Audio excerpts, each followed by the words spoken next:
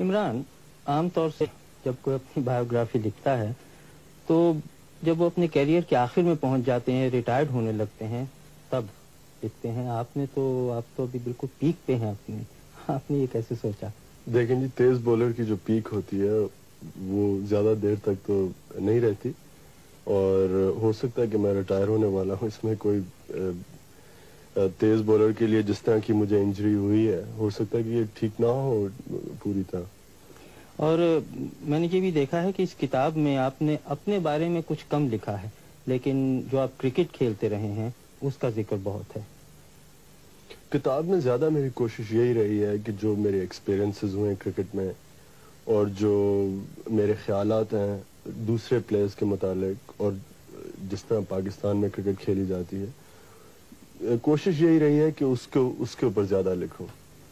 اور آپ نے جو اپنے بارے میں آخر میں تھوڑا بہت لکھا ہے اس میں پلے بوائے امیج جو آپ کو دیا ہے یہاں کے پریس نے، اس کے بارے میں جو کچھ آپ نے لکھا ہے وہ صحیح ہے؟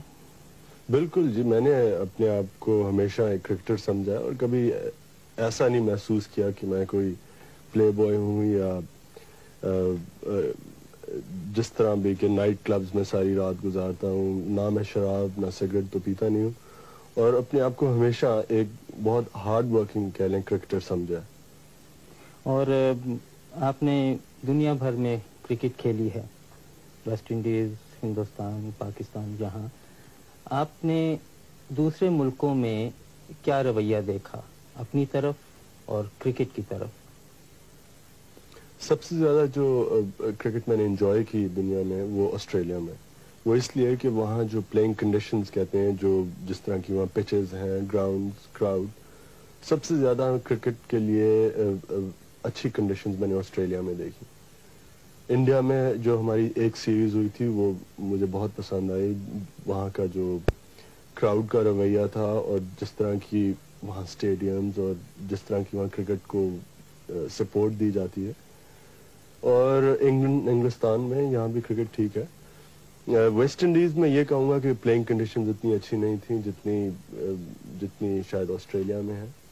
لیکن ہر ایک ملک میں فرق ایکسپیرینسز ہیں، اور وہی میں نے کتاب میں یہی لکھا ہے. اخبار والوں کا یہ بھی کہنا ہے کہ آپ بڑے اکھڑ مزاج، ایروگینٹ، جو انہوں نے انگریزی میں لفظ دیا ہے، اس میں کہاں تک سچائی ہے؟ آپ سمجھتے ہیں آپ ایروگینٹ ہیں؟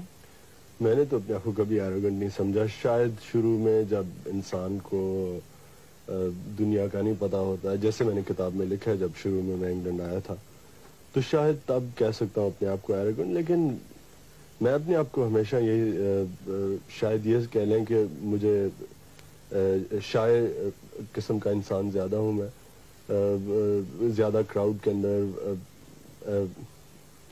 مجھے جھجک کافی ہے، لیکن ایروگنٹ کبھی نہیں سمجھا اپنے آپ کو. لیکن اپنے ملکوں میں تو جو کراؤڈ ہے، اپنے ملکوں سے مطلب ہندوستان، پاکستان، بنگلہ دیش میں خاص طور سے، وہ تو اکثر پچ پہ انویٹ کر دیتے ہیں، اور آپ کو تو عادی ہونا چاہیے ان سب باتوں کا.